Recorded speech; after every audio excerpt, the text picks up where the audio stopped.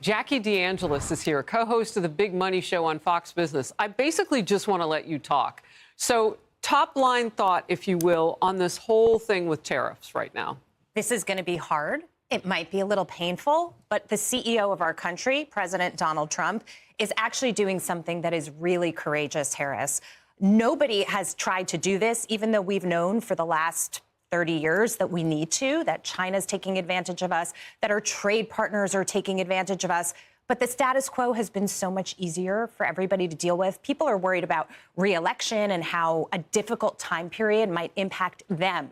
They're not thinking about America. You're talking about people on both sides of the political aisle. Both sides of the aisle. Interesting. And so what I think Donald Trump is doing here, and we have to bear with him while it could be a little painful, is to ride through that time that we bring manufacturing home and we incentivize companies to manufacture here. I want to hit a couple of things that may not have been buzzwords necessarily, but they are now. Transition, that makes people nervous. Yes. I mean, what does that mean? What's the amount of time? What do we feel in the meantime? Are there any offsets the president can do? Like with corporations, can he start to lower their tax rate right now so that they don't have to pass on every cost to us, the consumer? And he's going to. He's saying, if you bring your manufacturing here, if you start building plants, I'm going to cut regulations and make it easier for you to do that, to quicken the process. Right. So my question, though, was how fast can that go? Because you can't build a corporation's headquarters in 24 hours. No, it's going to take some time. It's going to take years. But think about the CHIPS Act and the almost $300 billion that we gave. We subsidized companies, by the way, that didn't need subsidies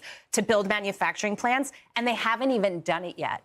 These companies, with their own money, will come here to take advantage of what Donald Trump is offering. Can we get any of that money back? If they haven't built the plant yet? I'm not sure what the clawbacks are or what the real, you know, if that's realistic, but it's a massive number and nothing's happened. No jobs, no manufacturing, no chips yet. I know it's not a verb, but it should be. They need to doge that. Right. Last quick kind of buzzword that makes people nervous, and that's more factory workers. It feels very 1947. I think that has a different connotation today. What is it? Well, I think it's important to be able to go back to that era because you're going to be employing more people. You're going to have people in this country that feel good about the jobs that they're doing. Yes, it's going to work with AI. Yes, we're going to sort of change and evolve with technology, but they'll have benefits. It's a good thing to bring it home. You don't want the robots being made in China. Well, and innovation goes with that. I mean, you need innovators in factory life as well. Those people who know the integration systems and all of that. Okay. Thank you for that. We'll move forward. A new opinion piece titled America's Crushing National Debt, Threat to Freedom. And here's part of it. A crushing national debt affects our nation's ability to protect itself, project strength, and have a sustainable private economy. The left-wing Brookings institution argued that half of our current deficit financing is being provided by foreigners. Well, that's not good. No, it's not good. And this is the problem. We've known that China's been, for example, gaining dominance over time.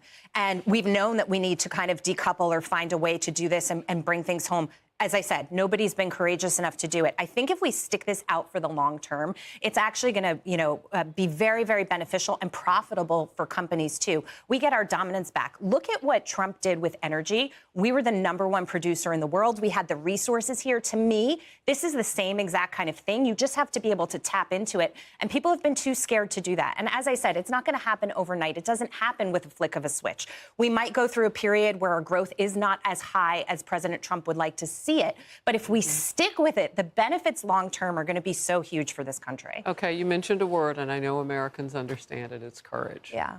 And maybe we need to hear that directly from the president. He's being courageous, is what you said at first. And we must have that courage, too. Absolutely. And we got to stand by him in solidarity because this isn't going to work if we're not united as a country, if the American people don't get behind this. The notion of tariffs and higher prices are scary, but think about everything he is doing, like a circle with spokes in the wheel. They all fit together. So if he is able to get that growth, cut the taxes, bring some energy costs down.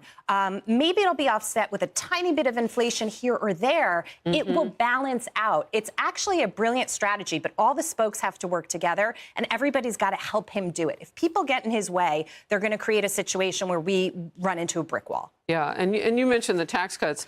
What you're talking about is extending those 2017 cuts. Don't do what Democrats want the president to do and let those, expire. Right. Yeah, you got to keep those in place, and that takes Congress. So we'll see what happens. We will see. Love having you on the show. Thank you you for being here.